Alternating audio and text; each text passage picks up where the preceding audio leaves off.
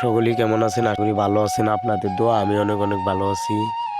আজকে 5 বছর ধরে আমার বাবার অসুখটা অনেক জায়গায় গিয়েছি, অনেক ডাক্তারে দেখাইছি, তবু কাম হয় নাই।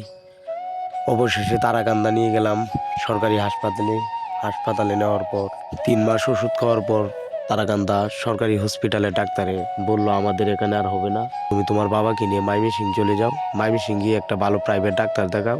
আমার বন্ধুকে নিয়ে, আমার বাবাকে নিয়ে চলে গেলাম ময়মনসিং।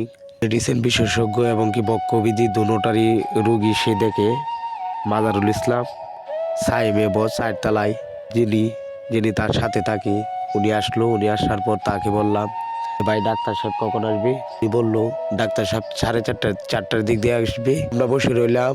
আমরা চলে গেছিলাম 3টার দিকে, আমরা জানি না কখন বয়।